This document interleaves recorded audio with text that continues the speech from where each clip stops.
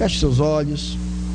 Agora, esqueça tudo que está ao seu lado e diga para Deus: Deus, eu quero ser impactado nessa manhã. Eu quero que a Tua palavra encontre no meu coração um espaço, encontre na minha mente um lugar, possa ser como uma semente numa terra boa, semente que não apenas germina e cresce, mas que vira uma árvore e dá frutos. É isso mesmo, Deus, que nós queremos.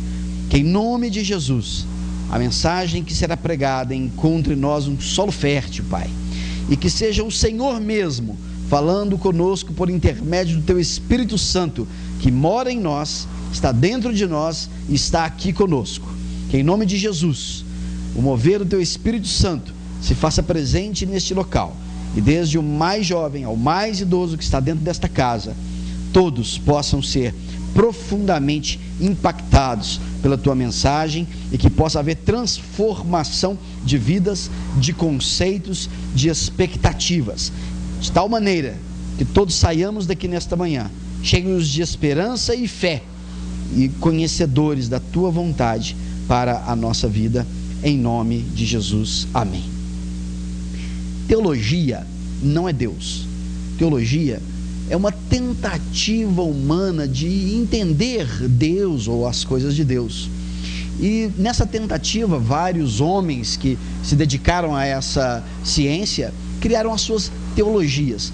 Uma das teologias mais recentes na história, surgiu no final do século XX, é a teologia da prosperidade, que gosta de falar como se faz para ficar muito rico. A teologia da prosperidade, ela tem o seu início com a confissão positiva, quando alguns pregadores americanos diziam: confesse positivamente, fale, decrete a bênção e a bênção virá, né? Fale com fé. Começou assim, e esse conceito foi se evoluindo e partiu no que nós temos visto hoje, um tipo de teologia da prosperidade que eu posso dizer, sem a menor sombra de dúvidas, que já é uma heresia. Infelizmente, nós temos visto, não poucos, mas muitos ditos pregadores da palavra de Deus, que dizem o seguinte: Deus te dá se você der, Deus te abençoa se você for uma pessoa boa. Isso não é a vontade de Deus para a nossa vida, não é assim que funciona. Ao contrário, o Evangelho diz o contrário: Deus te dá mesmo você não merecendo. Deus te dá a salvação mesmo você sendo um pecador, porque todos nós somos pecador. E Deus é bom, não se você for bom, mas Deus é bom porque Ele simplesmente é um Deus bom, e Ele manda chuva sobre os justos e sobre os injustos. Todo mundo recebe a chuva na lavoura. Deus ele tem uma essência, que é a essência da bondade, a essência do amor. Esta é uma realidade que vai contra o que tem se pregado. Muitas vezes nós temos ouvido falar de um Deus muito interesseiro. A despeito disso, eu posso afirmar uma coisa para vocês. A despeito de a contemporânea teologia da prosperidade estar falando algumas inverdades, existe um fundo de verdade. O pior das mentiras é aquela que se parece muito com a verdade, que você cria um sofisma. Mas eu posso afirmar uma coisa para vocês: se por um lado a teologia da prosperidade pode estar cometendo alguns equívocos, por outro lado, Deus é sim um Deus de prosperidade. Ele é sim um Deus de bênção. Ele é sim um Deus que quer te ver saudável. Ele quer te ver rindo. Ele quer te ver com a família feliz. Ele quer te ver bem. Deus não nos criou para a desgraça. Talvez no transcorrer da nossa caminhada e da nossa vida nós tenhamos capítulos extremamente difíceis, capítulos que não são agradáveis, que não são bons, que nós não desejamos e que não queremos, mas que eles fatalmente virão, quer nós queiramos ou não. A Bíblia diz isso todo o tempo. O próprio salmista diz: louve a Deus e se alegre enquanto está tudo bem, porque quando vier o dia mau, ele não coloca se vier o dia mau, ele diz: ó, quando vier, porque virá. O dia mau virá o dia da sua demissão, virá o dia de alguma enfermidade, virá o dia em que você vai ter algum tipo de frustração familiar ou emocional. isso acontecerá. A vida, ela tem capítulos muito bons e capítulos muito ruins, capítulos indesejáveis, que servem para o nosso crescimento pessoal. Serve para nós sempre avaliarmos. Sempre quando alguma coisa ruim acontece, a gente começa a avaliar a vida, a avaliar a existência, e não raro, muitos de nós saímos melhorados como pessoas quando temos algum tipo de experiência que não é tão agradável assim. Mas Deus é um Deus de prosperidade. Deus é um Deus de paz e não de guerra. Deus é um Deus de bênção e não de desgraça. Deus é um Deus de alegria e não um Deus de tristeza. Nós podemos e devemos ter essa certeza. Deus tem um firme propósito de me abençoar. Espero que eu não atrapalhe Deus no propósito dele. Muitas vezes nós próprios somos estorvos para aquilo que Deus quer fazer em nossas vidas. Estrovamos Deus com as nossas ignorâncias, com o nosso desconhecimento da vontade dele, desconhecimento da palavra e por meio dos nossos pecados, né? Que agora a Dilma está chamando de mal feito, né? É um mal feito, né? E não deixa de ser um mal feito, mas os nossos erros, os nossos pecados, a nossa corrupção, que é uma coisa mal feita, mas que não deixa de ser uma corrupção, coisas que nos atrapalham.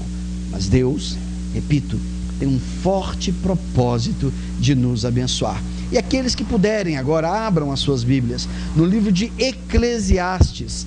O capítulo que nós leremos é o capítulo 11. E eu, claro, hoje cedo já tinha combinado com a Monize. Falei: Monize, quando você chegar, cite Eclesiastes 11. Não foi, Monize? Não foi. Não foi. Hoje eu ri, né? Estava no café, ela falou assim: eu queria citar um versículo. Falei: normal, afinal de contas a Bíblia só tem 100.000 capítulos, são apenas 100.000 capítulos, natural de vez em quando coincidir, né? E hoje ela chega, a primeira leitura bíblica era justamente aquilo que Deus já me tinha dado aqui pela manhã, quando eu estava na minha oração. E aí eu pensei assim: tem alguém por trás disso. O Espírito Santo é único, o Espírito Santo é único. Tem alguém por trás disso, tramando para nós. E de fato, vamos ler então o que diz a palavra do Senhor. Eclesiastes 11, capítulo 1 em diante. Eu farei leitura na nova tradução da linguagem de hoje, que é bem diferente da que vocês têm aí. Alguns vão estranhar o que eu vou ler, porque a nova tradução, ela já contemporaliza a mensagem, né, e ela já traz para os nossos dias. Antes de eu ler o primeiro versículo, eu gostaria que alguém com uma voz bem forte fizesse a leitura do primeiro versículo aí na sua versão. Leia para mim. Todos têm voz fraca. Opa. Isso. Lança o teu pão sobre as águas, porque depois de muitos dias o achará. Vocês sabem por que quando você trabalha um mês inteiro, no final do mês você recebe um salário? Por acaso é um saco de sal que você está recebendo? Não, mas já foi. Por isso que se chama salário. Há muitos anos atrás, em determinadas culturas, o pagamento era feito em sal, porque era um produto raro e caro. Então por isso que chamava salário. Isso está escrito em qualquer lugar que você procurar na internet, qualquer googlada que você der aí, você acha isso, né? Numa outra cultura, nessa cultura aqui, não era pago em sal, era pago em pão. Isso, o salário, quer dizer, era pago muitas vezes em pão. Por isso que Jesus fala assim: o pão nosso de cada dia. Ele não está falando do pão, é uma coisa mais ampla. O sustento, o salário, o dinheiro para eu viver esse dia, me dá ele, eu pagar a luz, água, telefone. O pão nosso de hoje, de cada dia. Naquela época o salário era pago em pão, na cultura judaica. E aí diz aqui esse versículo: lance o seu pão sobre as águas, e depois de muitos dias o acharás. Agora eu vou ler como é que isso É escrito na Nova Tradução, numa linguagem de hoje: empregue o seu dinheiro em bons negócios, e com o tempo você terá o seu lucro. Aplique-o em vários lugares e em negócios diferentes, porque você não sabe que crise poderá acontecer no mundo. Quando as nuvens ficam cheias, a chuva cai. Uma árvore pode cair em qualquer direção, mas no lugar em que cair, ali ficará. Quem fica esperando que o vento mude e que o tempo fique bom, nunca plantará nem colherá nada. Deus faz todas as coisas, e como você não pode entender como começa uma vida dentro da barriga de uma mulher, assim também não pode entender as coisas que Deus faz.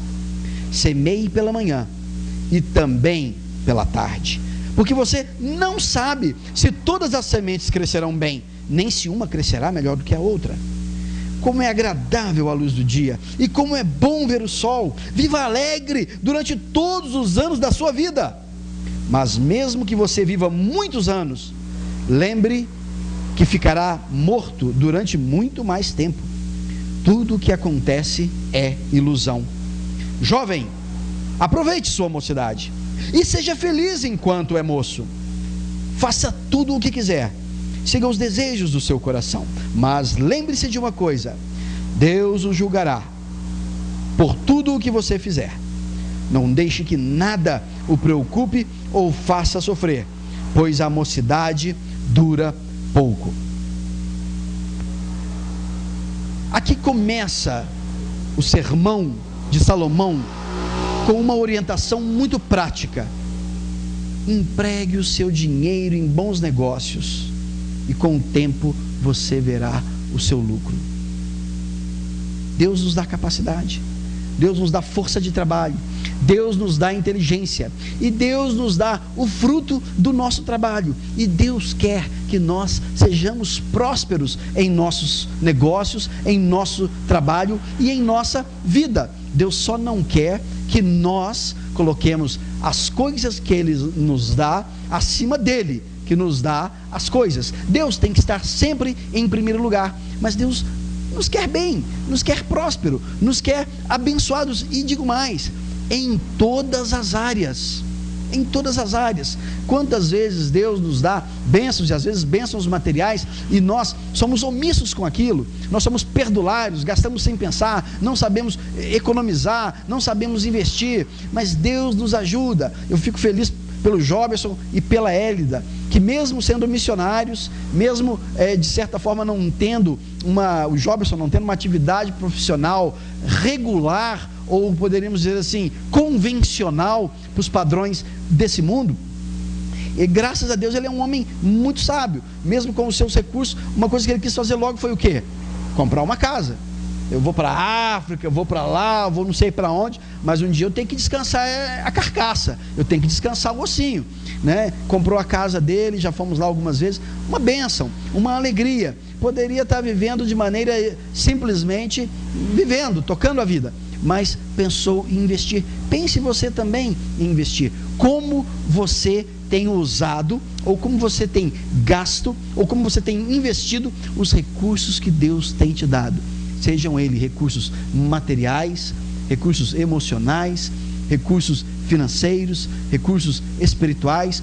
Como você tem investido a sua vida? E digo mais, em que você tem investido a sua vida e o seu tempo? Se o seu investimento de vida e o seu investimento na vida for um bom investimento, você verá o seu pão voltando.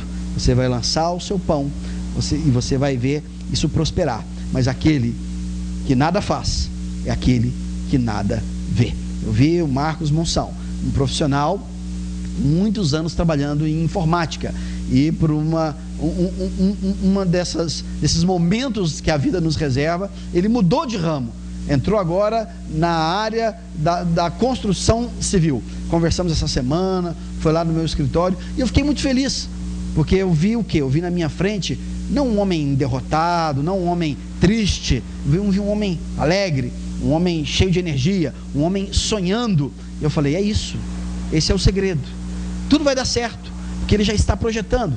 ele já está querendo, ele já está indo para frente. Eu não sei aonde ele está arrumando essa energia, talvez em Deus, talvez dentro dele mesmo, mas o importante é que ele está indo, e está indo com fé, e conversamos muito, e eu não tenho dúvida que o negócio dele prosperará, em nome de Jesus. Ele está lançando o pão dele, ele está empregando as suas habilidades, o seu dinheiro, o seu conhecimento, não está deixando a coisa parada, e eu tenho certeza que prosperará, que continuará a retornar para ele. Aplique em vários lugares, em lugares diferentes, as suas habilidades, o seu dinheiro, porque você não sabe que crise poderá acontecer no mundo.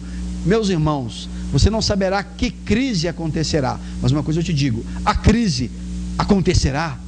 O seu casamento pode estar bem hoje, pode não estar bem amanhã, por isso invista nele. O seu trabalho pode não estar bem amanhã, o país pode não estar bem amanhã. Talvez, quem sabe, o filho de Bin Laden poderá mandar um avião nas torres gêmeas do Congresso Nacional. Aí o que vai acontecer? Todo mundo vai ficar feliz.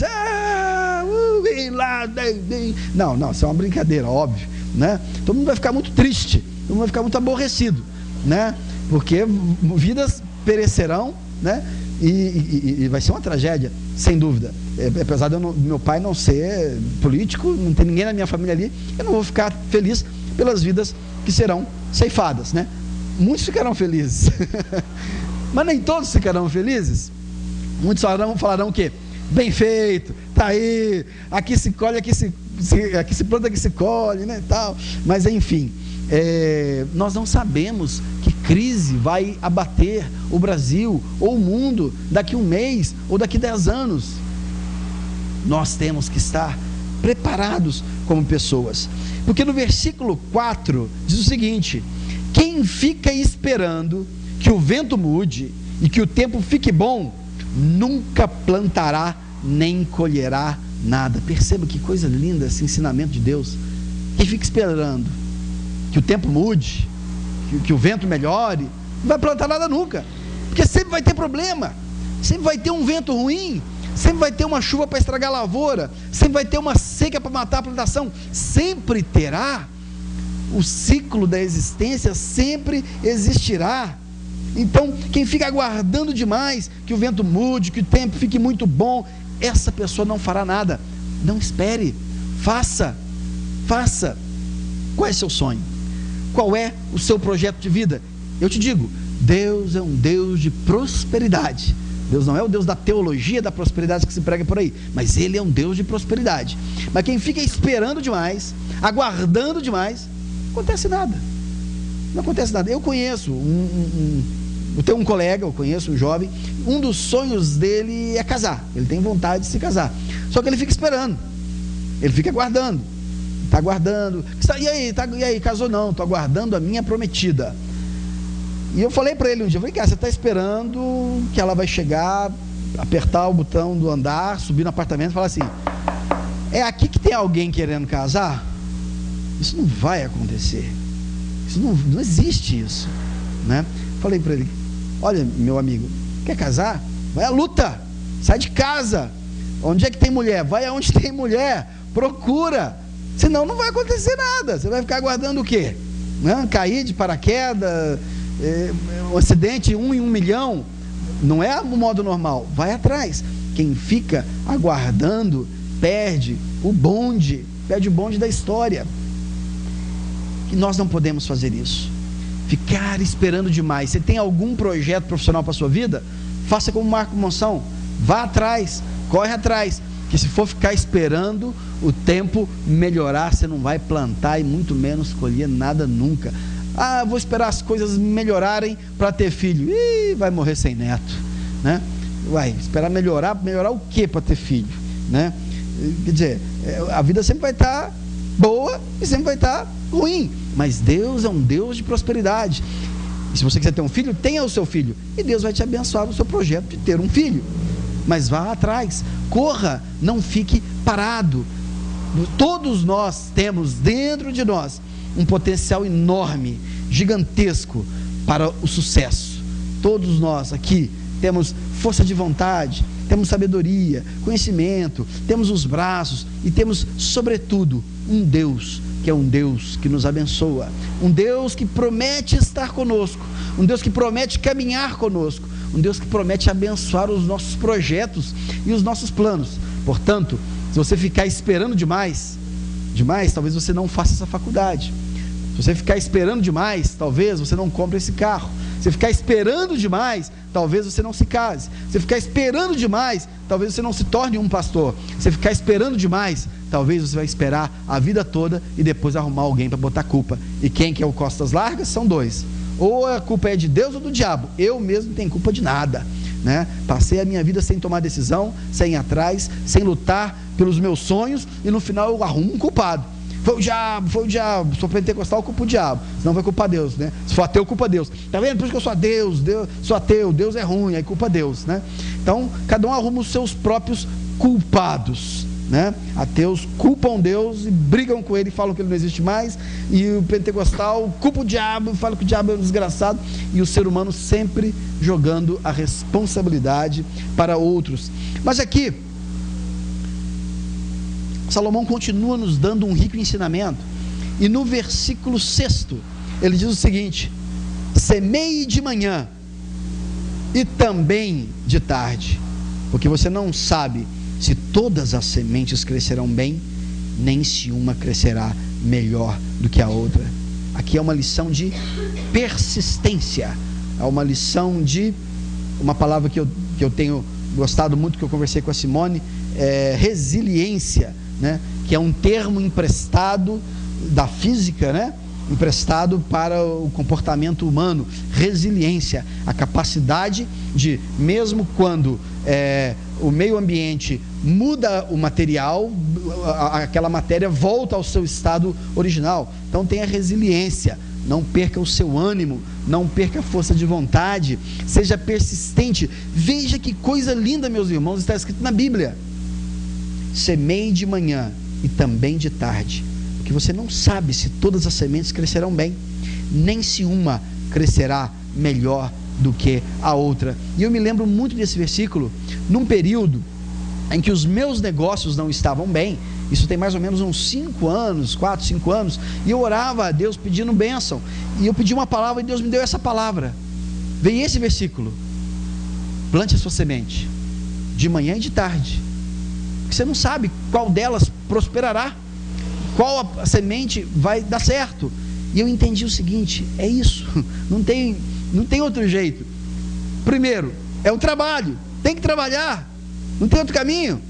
Foi a palavra de Deus: trabalhe, plante semente.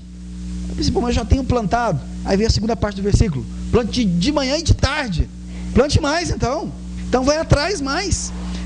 Você não sabe qual contrato prosperará? Plante incessantemente, alguma semente vai nascer. Essa é a mensagem. Agora, a gente pode interpretar isso de várias maneiras. Hoje, dia das mães, plante a sua semente no seu filho, a semente do ensino e da educação, de dia, de tarde, de noite, de madrugada, porque você não sabe quando prosperará e qual prosperará. Mas mãe, plante a sua semente persistentemente. Quantos e quantos homens, eu já não vi esse testemunho, homens adultos, homens prósperos, falando assim: queria agradecer a minha mãe, porque ela foi uma chata, porque ela foi insistente, porque ela brigou comigo, e de muito insistir, eu consegui chegar onde eu cheguei, porque se fosse do jeito que eu queria, eu não teria chegado onde eu cheguei. Mas eu quero agradecer a minha mãe. Plante persistentemente, como dizia na década de 70, plante que o João garante, né? Então plante que Deus garante, plante, vai atrás, não desista. Eu acho isso uma coisa linda, e eu posso dar para vocês o meu testemunho. Eu não sei se eu fui um bom semeador ou não, na minha vida profissional, mas esse versículo, quando Deus me deu essa mensagem, me deu ânimo, e esse ânimo fez com que eu tivesse uma nova atitude. Ou seja, houve uma conversão. A palavra de Deus só tem valor na sua vida se você ouvir e praticar. Jesus fala isso. Jesus não fala aqueles que ouvirem as minhas palavras. Ele não fala assim. Ele fala: aquele que ouve as minhas palavras e as pratica, esse é o que faz a minha vontade. Então ouça a palavra e pratique, não adianta só ouvir. O próprio Jesus nos ensina isso. Aquele que ouve e as pratica, esse sim é o meu filho, esse sim faz a minha vontade, esse sim está no caminho de uma vida abençoada. E eu me lembro que essa palavra mudou a minha atitude. Eu comecei a me preocupar mais com o trabalho, ir visitar mais clientes e realmente Deus, pelo teu cuidado, pela tua bênção, fez com que algumas sementes dessas germinassem e prosperassem, né? E eu até conto para Simone, contei para o Jefferson já, são pessoas mais próximas, que eu pude dizer, falei assim, olha, o ano de 2011 para mim, lembra, Jefferson? Eu falo, foi um ano abençoado. O ano de 2011 foi um ano que eu vim arrastando um tempo, mas foi um ano abençoado, né? Os irmãos que me conhecem veem, pude trocar de carro, pude viajar, minha filha foi estudar fora, Deus deu esses recursos, né? E o ano de 2012 está sendo também um ano abençoado, mas é a lição da semente plantada.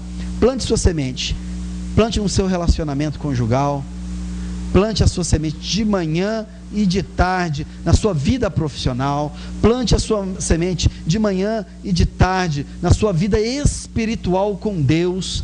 Ah, mas tudo acontece com os outros, nada acontece comigo. Você tem orado? Você tem buscado Deus? Você tem lido a palavra do Senhor? Ou tem ficado deitado eternamente em berço esplêndido, aguardando, né, de boca escancarada a bênção chegar? E às vezes ela não vai chegar, né? Mas plante a sua semente na vida do seu filho, na vida conjugal, na vida profissional, na vida material, na vida espiritual, na vida missionária. Temos lá atrás, olha, 4 missionários olhando para mim, né? Plante a semente de vocês. Vocês são chamados para plantar vidas em vidas. Nunca se esqueçam disso. Isso é a principal missão para a qual Deus os chamou. Plante vida e vocês verão a semente dando frutos, mas plante de manhã e de tarde, que você não sabe qual semente prosperará, se essa ou se aquela, mas plante, porque sementes são feitas para germinar. Quando ela encontra uma terra boa, ela germina, porque essa é a razão da existência de uma semente: gerar uma nova árvore, gerar mais vidas. E aqui continua a palavra, finalizando, dizendo o seguinte: sobretudo, no versículo 7, versículo 8: viva alegre durante todos os anos de sua vida. Olha que coisa linda, viva alegre durante todos os anos de sua vida. Infelizmente, nós temos visto em alguns lugares religiosos que não gostam desse versículo. Risco esse versículo que foi o diabo que escreveu. Isso aqui foi um diabo. Deus estava escrevendo a Bíblia. Aí Deus esqueceu um minutinho, saiu ali, foi lá, o diabo veio escreveu isso aqui. Porque o verdadeiro crente tem que ser sério. O verdadeiro crente tem que ficar pensando nas coisas da vida, da dificuldade da vida. O crente é um cara severo. Não foi o diabo que escreveu isso aqui, foi Deus. E Deus diz o seguinte: viva alegre durante todos os dias da sua vida. Tira a carranca da cara, tira o aborrecimento. Você está aborrecido com o quê? Deus vai olhar para você e falar assim: ó, cara feia para mim é fome. Você está com fome? Vou te dar comida. Você pode rir para mim? Pode rir para quem está do seu lado? Meus irmãos, às vezes nós mesmos tornamos a nossa vida pesada com a nossa atitude aborrecida da vida. Tem gente que se aborrece com tudo é motivo para aborrecimento. Está chovendo, está chovendo, choveu demais, aí parou de chover, essa seca esse ano vai ser terrível. Quer dizer, de qualquer forma tem que ter um motivo para falar mal, seja da seca, seja da chuva, seja porque o culto foi longo demais, ou porque o culto foi curto demais, por qualquer razão, né, o pastor é severo demais, ou o pastor é tranquilo demais. Tudo tem que achar defeito na vida, na existência. Meus irmãos, minhas irmãs, o seu patrão é o patrão que Deus te deu. Dê graças a Deus pelo seu patrão. Mas ele é um chato. Amém, abençoe esse chato. Ele é tão chato quanto você, porque você também é um chato para outras pessoas, né? Eu tinha essa ilusão. Eu converso com o Gerson fala assim: não acredito que você achava isso, né? Que eu, em determinada época da minha vida, eu achava que todo mundo gostava de mim. Que eu era o cara popular, querido por todos, bacana, né? Tal. E para mim foi um choque quando eu descobri que não existe isso. Você sempre vai ter uma coleção de amigos e uma coleção de inimigos. Sempre vão ter aqueles que vão gostar de você pelo seu jeito de ser, e outros, pelo mesmo jeito de ser, vão te odiar, entende? E é assim. Mas não fique aborrecido demais com o seu patrão, com a sua patroa, com o seu emprego, com a sua vida, mas olhe pelo lado bom. O versículo anterior a esse que eu acabei de ler, ele é sensacional, porque ele está dizendo ali, né, viva a vida com alegria, e no versículo 7 anterior diz assim: como é agradável a luz do dia, e como é bom ver o sol. Ah, mas isso é simples demais. Deus ele é simples demais, né? Como o próprio Salomão diz: olha, a vida é simples, somos nós quem a complicamos. Isso é bíblico, está escrito. A vida é simples, nós complicamos a nossa própria vida. E aqui Salomão termina, ao falar dessas bênçãos de Deus, ele fala: olha, sobretudo, se você não buscar a alegria, não buscar viver alegre na sua existência, você está trazendo para a sua vida a tristeza e a dor. Uma pessoa que eu gosto muito de andar, de caminhar, é o Joberson. O Joberson é o sujeito da risada fácil. É aquele cara que ele ri fácil, né? E a vida pode não estar boa, que ele ri fácil. Então às vezes ele está num dia aborrecido, angustiado, tal. Você está ali com ele, vê que a coisa não está boa, passa 2 dias e já está rindo, fazendo piada, e ele vai levando a vida de maneira mais saudável e mais alegre. E eu posso afirmar para vocês, do coração ele não morre, muito menos de câncer. Ele tem todo o perfil de quem vai morrer velho, porque, como diz a palavra de Deus, o sorriso cura a alma e o corpo. Quem ri é mais saudável. E não coincidentemente, a ciência vem confirmando a palavra de Deus. Nos últimos 30 anos de estudos, tem visto aí, quem é da área médica, que a felicidade, ela faz diferença na saúde de um ser humano. Inclusive, quem está doente, quando fica feliz, cura mais rápido, né? Isso aí já, quer dizer, confirmando essa sabedoria teológica, né? Essa sabedoria milenar que diz isso, que o sorriso, a alegria cura a alma e cura o corpo. Vamos lançar nossa semente. Vamos crer que o nosso Deus é um Deus de prosperidade. Vamos crer que o que Ele tem para cada um de nós é bênção e não maldição. Vamos saber que se nós insistirmos em plantar as nossas sementes nos nossos filhos, Pedro está aqui, nos nossos relacionamentos conjugais, nas nossas vidas profissionais, nas nossas vidas ministeriais, se nós insistirmos no plantio de sementes, aí sim, nós veremos sementes, não todas, mas algumas germinando e crescendo, e veremos os frutos. Veremos sim. Mas aquele que fica esperando o tempo ficar muito bom para tomar alguma atitude, esse não vai plantar, muito menos colher nada nunca. Louvado seja o nome de Deus, que nos dá uma palavra desta, que é uma palavra de tanto ânimo, de tanta esperança, uma palavra tão bíblica, uma palavra que nos levanta e que nos diz: há esperança. Vamos ficar de pé.